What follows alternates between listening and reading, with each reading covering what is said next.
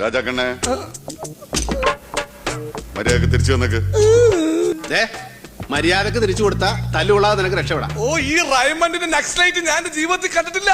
പിന്നെ എങ്ങനെ എടുക്കുന്നത്? നിങ്ങൾക്ക് അത്ര സംശയമാണെങ്കിൽ എന്റെ രക്തം, കഫം, മൂത്രം ഒക്കെ പരിശോധിക്കാം. Yes, you can examination. എന്നാ ഇവനൊന്ന് വിഴുങ്ങിക്കാണും. വിഴുങ്ങിന്ന തൊമ്മനെങ്കിൽ അത്ര സംശയമാണെങ്കിൽ നാളെ പറമ്പില് നമുക്ക് ഒരുമിച്ച് വിലക്കിരിക്കാം. എനിക്കൊരു കമ്പനി ആവുമല്ലോ. വൃത്തികെട്ടവൻ. അപ്പൊ പിന്നെ വിഴുങ്ങിന്ന് പറയരുത്. സത്യം സത്യമായി പറയുന്നവനായി ഈ രാജാക്കണ്ണ് വിഴുങ്ങിയിട്ടുണ്ട് പലതും പലവട്ടം. ഇവിടെ കണക്കെഴുത്ത് പിള്ളയായിരുന്നപ്പോൾ തേങ്ങയുടെ കണക്കിൽ മാസം 50 തേങ്ങ വെച്ച് ഞാൻ വിഴുങ്ങിയിട്ടുണ്ട്. I appreciate you. പൂങ്കാവനത്തിന് കഴിക്കാൻ വെച്ചിരുന്ന ചവനപ്രാശം ഞാൻ വിഴുങ്ങിയിട്ടുണ്ട്. എനിക്കൊരു മനപ്രയാസമില്ല കുട്ടി. തേവർക്ക് കഴിക്കാൻ വെച്ചിരുന്ന വെള്ളലുവി ഞാൻ വിഴുങ്ങിയിട്ടുണ്ട്, തൊണ്ട കെട്ടിട്ടുണ്ട്. അതൊക്കെ ഞാൻ ക്ഷമിക്കുന്നു. പക്ഷേ ഈ റൈമണ്ട് നെക്സ്റ്റ് ഞാൻ വിഴുങ്ങിയിട്ടില്ല. നിന്റെ പോക്കറ്റ് എന്താ മുഴച്ചിരിക്കുന്നത്? ഒന്നുമില്ല. നോക്കട്ടെ. ഗുളികയാണ്. എന്തിന്റെ? പ്രമേഹത്തിന്റെ. എട്. ഇത് ആഹാരത്തിന് മുമ്പും ഇത് പിമ്പും.